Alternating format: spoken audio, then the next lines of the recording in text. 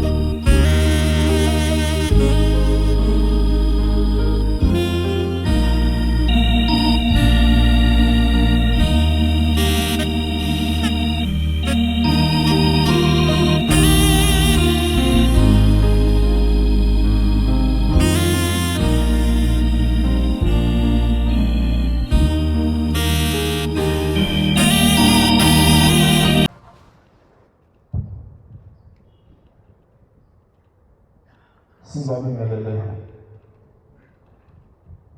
abangcwele benkosi enkulu yasehlweni bokuphakama ubunyazi bezulu. Amen. Zihlobo ezinhle enkosini. Angazi ukuthi mhlawumbe ngizochaza bese kube yikhona ngizochaza. Siyabonga engilozini emisanda nezwe. Namhlanje sibona lana kushintsha nje ngomuzi kaNkulunkulu ukhombisa ukuthi uNkulunkulu ukhona uhleli nathi phakathi kwethu. Sithokoza Nkosi sinobaba uVananda uManzankosi umfundisi uze abantwana bakhe abathumele ngibona abathumele kubona uNkulunkulu uzosibona ukuthi sikhona yini esontweni enkonzweni. Wonke umsebenzi bantwana bakaNkulunkulu ngemfundiso yale khaya. Namhlanje umshumayeli umntwana omncane lo naye namhlanje uMagubane uhlale emncaneke. Umntwana omncane kakhulu sinobaba wethu namhlanje uzosiphathela wonke umsebenzi kaNkulunkulu kuyoze kushaye intambama sinaye la. Kusazofika futhi abanye sibe nabo la. Ayibonge Nkosi. Sidlulisela kuye ubaba umfundisi. Ngiyayikhetha inkosi enkulu yasebuhleni bamaNazaretha uNyazi. Ngibingelela ihlalo zonke zasezulwini zomhlaba. Ngibingelela amakhosi aseNdlunkulu. Ngibingelele abefundisi bakithi, abavangeli bakithi, abashumayeli bakithi, abakhokheli bakithi, Mhlayisuthi yakithi, Intaba epheza, nengudlungudlu yonke yonyazi lwasezulwini. Amen. Bantwana basezulwini, akonakele ningamangali. Ngibona sila phambi kwenu. Sizosonta nje. Ayibonge Nkosi. Yisabatha ngithi namuhla. Nathi ke kufikile nje ukuthi sizosonta nabantwana emzini waseSandanezwe.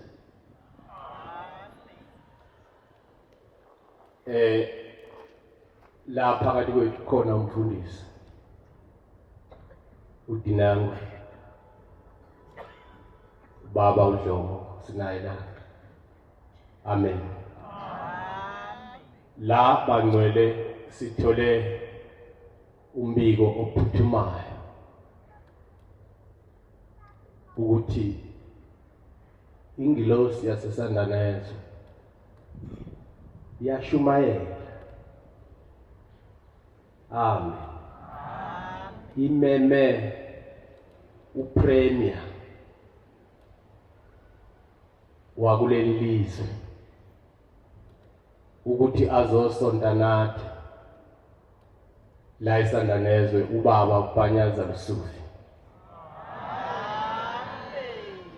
Ngenkonzo yanamhla cishe eyasemini njengoba sikule yasekuseni engekho nje, kodwa kweyasemini uzoba ekhona. Yingakho nibona kunje kubuhle kanje namhla la eSandanezwe. Ayibonge Nkosi. Uzofika ke nekhulu zonke zakhe mangizwa obhuti abasethulela uhlelo ukuthi kuzohamba kanjani. Uzofika ke namakhansela akhe bazosonta kuphela nje, bazosonta abangcwele. Yilokho nje esikutholile ukuthi bazosonta njengathi nje uba sizosonta. Esikucelayo kwebantwana basezulwini ukuthi base befikile abantu bokuhamba sikhule thina kuthiwa umuntu okuhamba uphathwa kahle ayibonkosi angahambi nesithombe sibi ngathi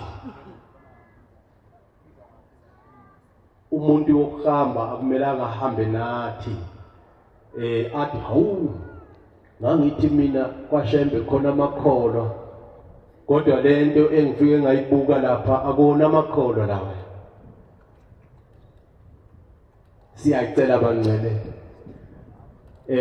ayikho indawo engenazi inhlanya zayo niyezwa bangcwele nathi ke mangabe khona inhlanya zethu ezaziwayo ukuthi hayi kuyahlanya kufuneka simbamba ngangazi kanjalo thina lapha ekhaya kithi nje egcekeni lwalukhona uhlanya lwakithi impela lwandebele kwakuthi uma kuzoba nemicimbi kuvulwe anje semuva avalelwe phakathi anikukudla nje nenyama ahlale lapha ayibonkosi ngoba uzowona umsebenzi manje siyacela ke bangcwele ukuthi njengoba sila lenkonzo ayizibande kakhulu bacelile abantwana bala ekhaya ukuthi mfundisi njengalo msebenzi esinawo ungene ngewindi kahle kahle lo msebenzi ngoba imisebenzi enjena iyakhonzelwa kubefundisa ibonkosi bese kuyabukwa ukuthi lolo suku luyavuma yini ukuthi singavakashela ngoba njengamanje njengoba silana nje nomfundisi kuminyene kakhulu bantwana basezulwini simi ngenye indlela simi manzonzo siyagijima impela kunemisebenzi nje enamhlanje engakwazi ukuthi ngayibala ngigcine kuphi kodwa ngothando lokuthanda nina abantwana basezulwini bantwana bonyazi siyesayeka konke sabuya seza la imisebenzi nje sinayo namuhla ingaphezulu kokwenza manje ke abantu mabefika phakathi kwethu ngalendlela baye bangqongqoze mase bengqongqozile bese kuthi ke abaphathi baleyo ndawo bathinte ihlalo ephezulu kubukwe ukuthi lolo suku abalicelayo kuza ngalo lulungile yini noba mhlambe kumele babekele olunye usuku njenga namhlanje nje njengoba nibona uNkulunkulu cishe uvala inkonzo eSwazi mangabe ngayivali namhlanje sazi kodwa abantu iningi labantu alikho liseSwazi niyezwa bangcwele angisho ukuthi ngiyasola sengisho ukuthi ke imisebenzi nje ivame ungena ngewindi bese uthola ukuthi manje kumele kujulukwe mangabe kubhekwana nalowo msebenzi njengamanje siyajuluka nomfundisi la ngoba sibhekane nomsebenzi sinemisebenzi nanamuhla nje asizukulala la siyakhona kunemsebenzi nje mhlawumbe umfundisi uzolithola ithuba akhulume ngawo asizukulala sinemisebenzi nje eminyeni utshumi into ongakazi uyazi kodwa bantwana basezulwini ngicabanga ukuthi ke njengoba ngishilo wathi asizukubabade ngicela nje ukudlula ngoba sisesabatheni bangcwele ingilosi esabatha ayinandaba nokuthi kuzabani phakathi kwenu yona iyafuna ukondliwa ayibonkosi ngicela nje mhlawumbe amavesi amathathu isitabelelo sika 2:3-2 ngaphambuka yenhleleni inga angina awihlazini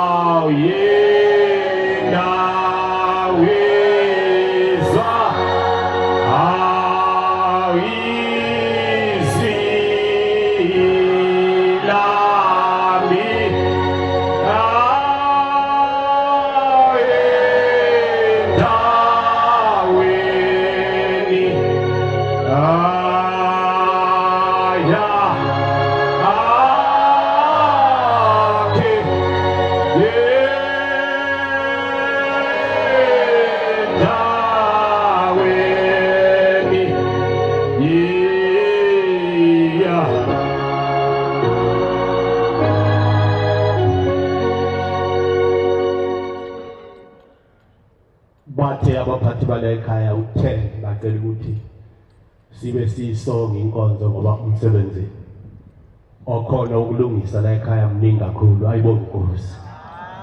Ngonyaka ka1991 ngomhla ka23 kuJulayi umfundisi uMadlala waphatha inkonzo engicabanga ukuthi yaba inkonzo yokugcina emzini omhlo ingcwele wasebuhleni bamaNazaretha. Ayibonge Nkosi. Uthi umfundisi mayiphatha lenkonzo lapha emzini wakhuluma ngomzi omdala ekhaya lidala lasePhakameni. Uthi lapha emzini wasePhakameni sikhulela khona sasingazi ukuthi ngelinye ilanga umzi wasePhakameni singawushiya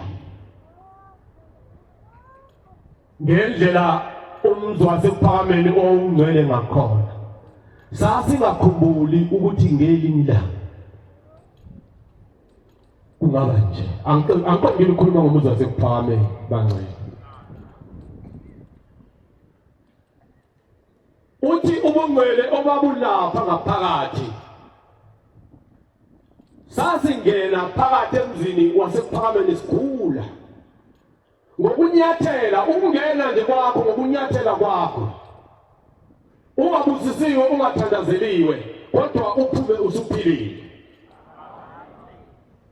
Nathi njengoba singelelana abantwana basezulwini singene sinethemba lokuthi la size kuNkulunkulu. Ukunyathela kwethu lana emzini wasesandalezwe konke kusiphethe konke kusihluphayo kuzosuka kithi emagazini ethu. Uthi lapha emzini wasePhakameni sikhula thina ubungcwele babungene ngaphakathi kithi kujulile. Sasi indlela esasihlanzeke ngakhona sasingafuni ukuthintwa na umuntu ongakhona. Itsho kanjalo ingcwele endala ithi sasingafisi ukuthi umuntu ongakhona abambe nje ngitsho nesandla. Indlela uthi thina into esasiyicabanga ukuya ezulwini kuphela.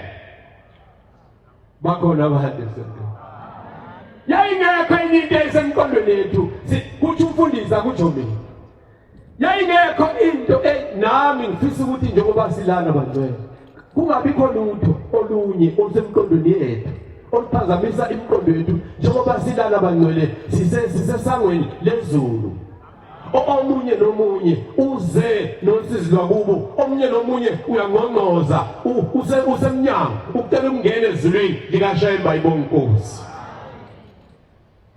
Ingcwele endala ke isho kanjalo ithi sasingakhumbuli ukuthi ngelinye ilanga umuzi wasePhakameni ungaphenduka ube yile yanto osoyiyo namhlanje. Kodwa uthi umfundisi ngelinye ilanga sathi sikhona phakathi angiqondile bangcwele utheni uzoshaya inemizuzu emithathu. Uthi sathi sikhona ngaphakathi yaseyiphakama inkosi ilanga lama-Afrika yaphatha inkonzo kwaba kuhle bantwana basezulwini yayivala inkonzo kwase kuyathandazwa. Njengoba nazi-ke lonke ukuthi la ekhaya makuthandazwa thandaza wonke umuntu bese kuthi uNkulunkulu ophambi kwethu athi ameni inkonzo bese yavalwa. Uthi umfundisi ngalelo langa zange kuthiwe amen. Uthi wathandazwa umthandazo waqeda i-hour and a half. bamangala umfundisi ababekhona uthi wayekhona naye umfundisi uthi wagcine sewavula amehlo wabheka koza kwabo wathi mayebabhekoza kwabo wabathola bebhekile kodwa akekho othi ameni bathi mabethi babheke epulpiti inkosi ubaba ilanga lama-Afrika alisekho epulpiti luphumile epulpiti labashiya ethempelini.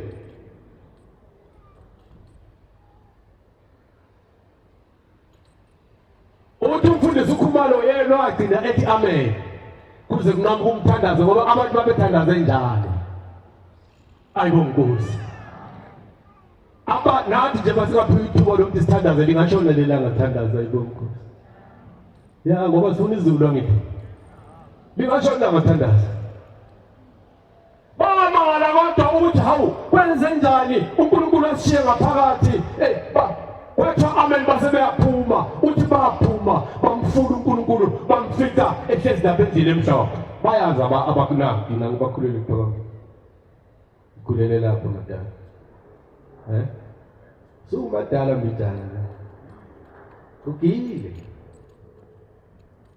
bayifika inkosi ihlezi lapha endlini emhlophe abantwana basezulwini bathi mabebheka inkosi bayithola iqhumile inkosi ayibukeki inkosi nengane lezi ezisebenza noNkulunkulu bathi zazingasasondeli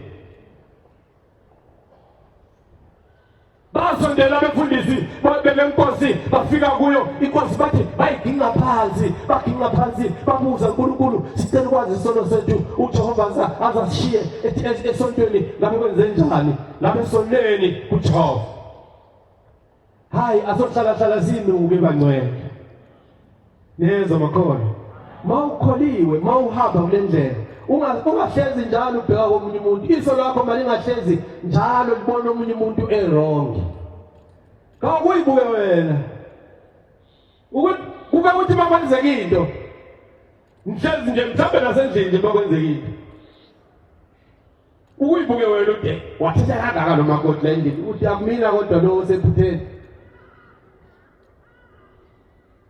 niyezo bancane nabo abafundisi ke bayiginqa phambi kaNkulunkulu babuza isono hawu baba babesenzeni bathi yathula inkosi ilanga yathula into engaphezu kwehora kodwa bathi mabeyibuka inkosi yayikhala inkosi yamaNazaretha amaduku ayephambi kwayo ayisemaningi enyembezi ithi mayivula umlomo ikhuluma ithi nginovalo ngiyathuthumela ngoba isibonakaliso engisibonayo lana sibuhlungu lomuzi ngibona kugobhoza igazi.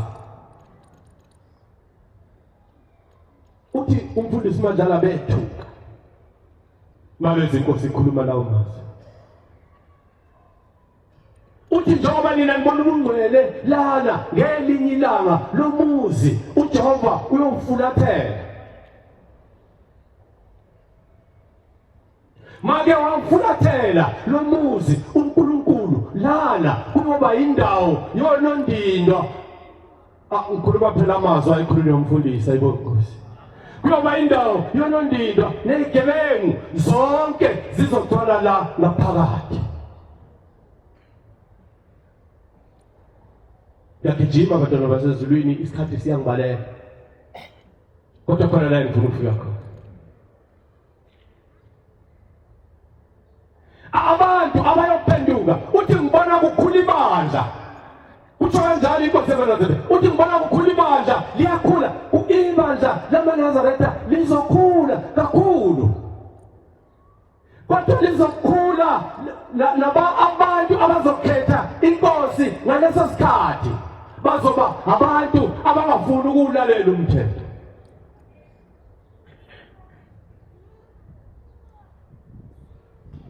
Yatsho kanjani inkosi yamaNazaretha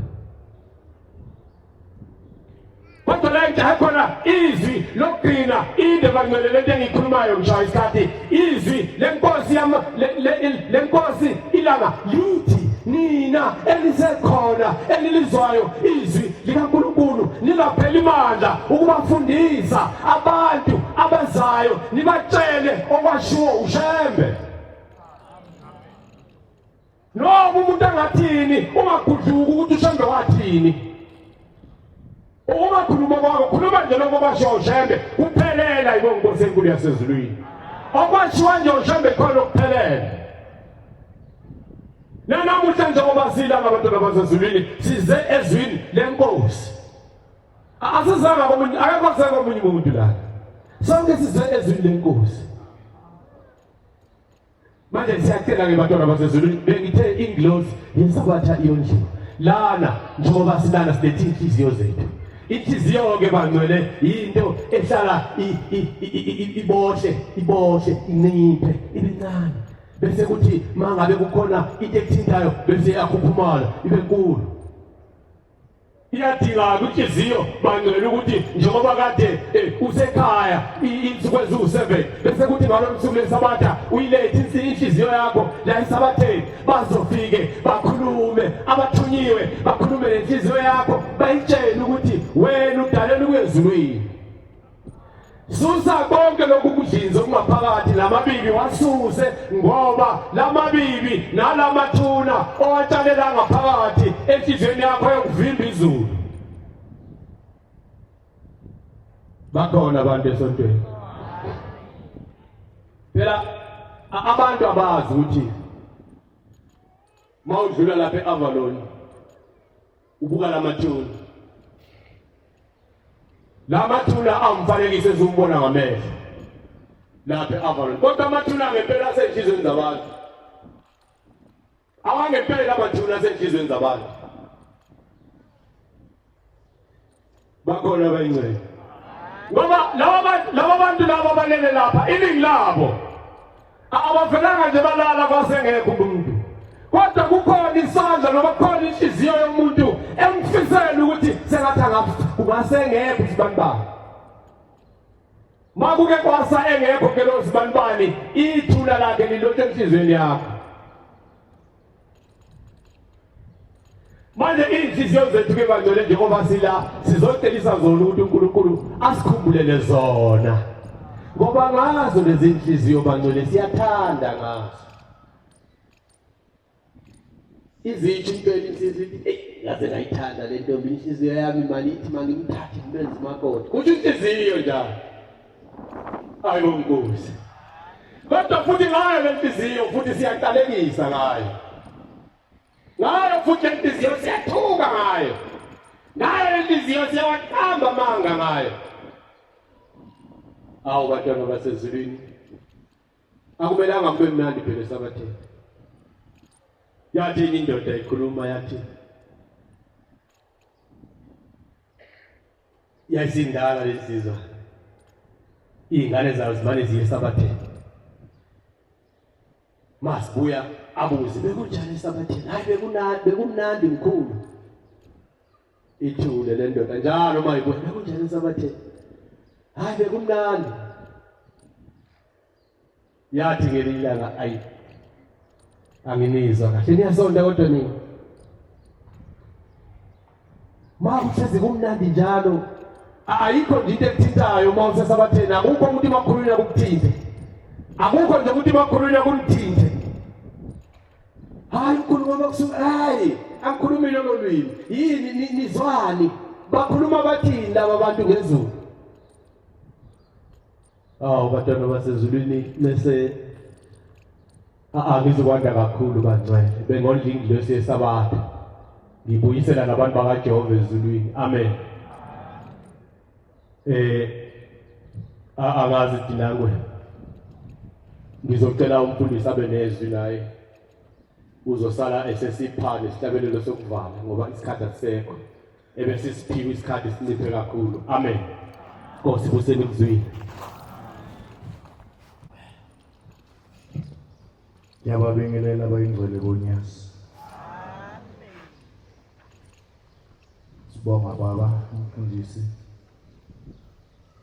ngenkonzo yanamhlanje noma siqaleke kangaka. Siyagijima ijuwana nje lodwa. Sisazonema nje siyotshela sithunywe uJehova kulo lelizwe. Sasa kunenkonzo enkulu elapha ya eDube ema-ofisini akawatha laba bemboni amatekisi. Baya kuShembe bayothi Shembe sekwenele bafile abantu baphelile abantu babulawa isibhamu sesicela wena manje uzoselekelela ngoba kwethu ukuhlakanipha kuphelile manje sinaleyo nkonzo ke kusasa ngo9 abayingcwele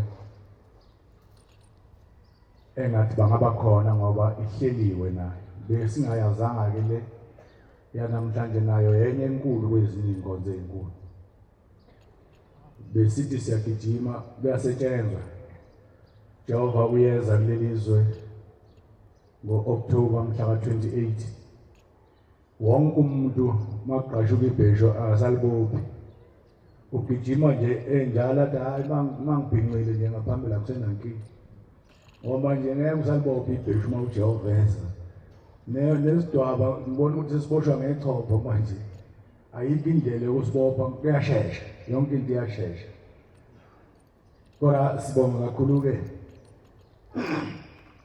ngithi mhlawumbe uma ngizwa ubhuti uthi ubhuti undunankulu uzawufika eMeyi bengithi sengizothi hala kahla ngigijime futhi ngiyophesha ngale sengidakiwe-ke manje angisazi kahle ukuthi ngizokwenza kanjani kodwa ngomsa kaJehova ushembe uzolenza isu amen socela ukubuyisela umsebenzi kaNkulunkulu ngesihlabelelo sama230 inkosi yokusukuqa kwebandla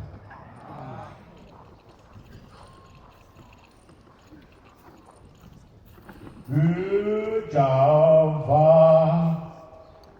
ungumalusi wami